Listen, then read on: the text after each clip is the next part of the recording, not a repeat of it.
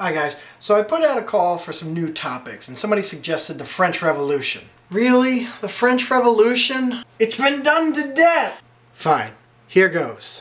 The French Revolution, which we'll say lasted from 1789 to 1815, was started due to, among other things, a severely outdated social system, a stressing financial crisis, and weak monarchs that were slow to respond. The first revolutionaries pushed for greater basic rights and a limited monarchy, but this was soon seen as being too moderate, and radicals took over for a brief time, accusing many people, including their own radical leader, of being traitors to the cause. By the time a successful general gained complete control over France, Europe was justifiably terrified. French waged war all over the continent, were ultimately defeated, but had changed the face of global politics forever. There's the gist of it. That being said, here's 3 things you might not have known about the French Revolution. Number 1. The French Revolution could have been avoided by potatoes. Where do potatoes originate from? Well, if you said Ireland, you're wrong, and possibly racist. Potatoes come from South America, and they're a product of the Columbian Exchange, which means they're a food or idea or disease or what have you that crossed the Atlantic for the first time after explorers from Europe, starting with Columbus, landed in the Americas. Many of the duos that we pair together today are products of the Columbian Exchange, like Native Americans and horses or tomato sauce and spaghetti. Still, once introduced, potatoes didn't exactly take Europe by storm, especially in France. This is rather unfortunate since France's latitude is almost completely in one of the peak production zones described by Robert J. Heisman in the American Journal of Potato Research. Yes, the American Journal of Potato Research. Page 403 of issue 6 of volume 78! The philosopher Diderot in his famous encyclopedia called it tasteless and starchy and categorized it as healthy food for men who want nothing but sustenance. Some folks believed it caused leprosy and fever. And perhaps the oddest protest came from the English, who saw it as a Catholic conspiracy and cried, "No potatoes! No popery!" No popery. Like the Pope. But the potato did have an ally in Antoine Augustin Parmentier, a pharmacist and apparently horrible soldier since he was captured 5 times during the 7 Years' War. Parmentier credited the tuber for keeping him alive while he was in captivity. Then he campaigned across the continent for the potatoes, planting fields, knowing that the peasants would steal them, and even got King Louis XVI and Marie Antoinette to wear potato blossoms, though that may not have been the best choice to endorse the new food to the people, considering how they died. But if only the French had wholeheartedly adopted the potato, the French Revolution could have been avoided, or at the very least delayed. The revolution started during a time when France was averaging 1 national famine per decade, and grain prices were through the roof. But it wouldn't be till the 1800s, after many a Frenchman was a head shorter, that potatoes became widely accepted and in effect doubled Europe's food supply. Lastly, I just want to point out that the American Journal of Potato Research has just hit its 975th issue. Number 2, the spirit of the French Revolution lives on in our pan. Shout out to John Green. Now remember that a big reason for the French Revolution was class conflict. You had a monarchy that many thought couldn't care less about the people, the Estates General, which saw the clergy and the nobility hold almost all the land and wealth, while the other 98% of France paid all the taxes. Eventually, that's going to rub them the wrong way. Now, inside the Third Estate were the middle class, which included bankers and merchants and manufacturers, but most Third Estaters were peasant farmers. But what united them?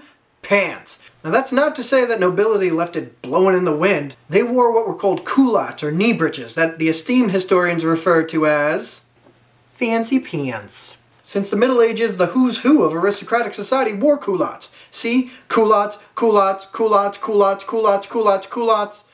Another reason to hate Alex Rodriguez. So when the French Revolution kicked off, a subgroup of revolutionaries called the sans-culottes, or without culottes, quickly developed.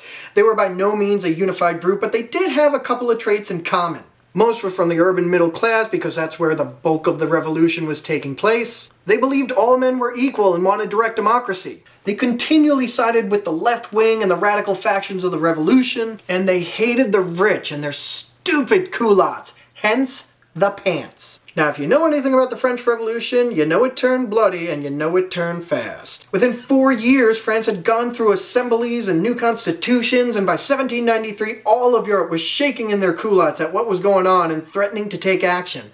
To deal with these foreign threats, a Committee of Public Safety was created, which sounds like the Neighborhood Watch, but was really more like the Gestapo.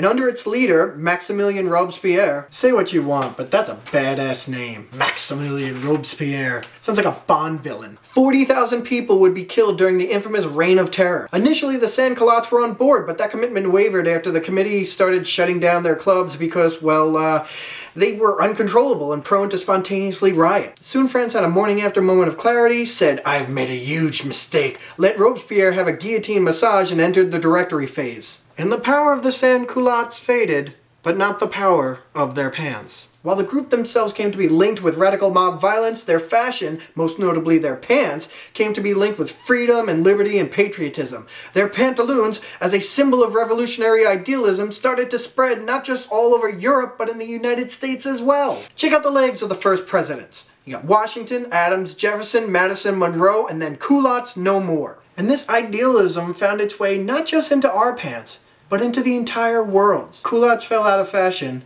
and pants became the norm. And seriously, you think anybody wants to take a roundhouse kick to the face while I'm wearing these bad boys? And number 3, Napoleon was a good size. Born in Corsica in 1769, he quickly made a name for himself as a lieutenant in the French army. When revolution broke out, he said one might as well choose the side that will be victorious. It is better to eat than be eaten. And eat he would. Soon he would help overthrow the weak directory, installing a 3-man consulate instead. By 1802, he made it a council of one, himself, and for life. And 2 years later, he became Emperor of France, taking the crown from the Pope's hand and putting it on his own head, showing he owes his power to no man. By 1812, almost all of Europe was under his control. To his enemies, he was considered an antichrist, but yet when we think of him today, we picture him like this. Wait, what? More than anything else, when we think of Napoleon Bonaparte, we think of him short, a pipsqueak, a naggy little ankle biter. But was he? The answer, no. Most scholars would put his height at about 5'7". That would have him level on a height line with Frank Sinatra and Marky Mark and today's most infamous hero turned villain, George Lucas. Now, nobody there is going to lead the league in rebounds, but everyone can at least reach the kitchen cabinets. But let's do a little math. The average Frenchman in 1800 was almost 5'5", and now they stand about 5'9". Adjusting for inflation, that puts old Boney at 5'11". At that height, he could be a stand-in for Brad Pitt or Channing Tatum or the gargantuan Taylor Swift. So where did this short rumor come from? One innocent explanation would be that he was always surrounded by his towering bodyguards. Another would be a mix-up in standardized measurements. The French used a slightly different system than we use today, which listed him at about 5'2". But when the English got a hold of that, they ran with it. It's important to note that the English and, well, the Russian winter were the only thing standing between naps and total European domination. Yeah, I can see how winter would become a problem. And like Charlie Chaplin did to Hitler and South Park did to Bin Laden, the Brits mocked and made fun of the little general. And since he was ultimately defeated, to the victor goes the job of writing the history textbooks. But we forget that it wasn't all plans on world mastery with Napoleon. He spread his Napoleonic code to the areas he conquered. Yeah, it called for travesties like equality for all citizens before the law and religious toleration and meritocracy. And it must have been horrible because many places kept it even after the French were kicked out. And since France was hard up for cash, Napoleon sold France's Louisiana Territory claim to the Americans for like 15 mil or $233 million today. Basically, America doubled in size for the cost of a Yankees payroll. Alright, so let's try to sum it up. It took a while for fries to become French, revolutionaries hate knee socks, and if Napoleon was alive today, he could have played Magic Mike. Please don't write that on your test. Hey, if you enjoyed today's lesson, don't forget, like and subscribe. You can go to MrBettsClass.com, read the full script for this video, and it also has one more thing you didn't know about the French Revolution. You can like us on Facebook, and you can follow us on Twitter. Be safe, and I'll see you next time.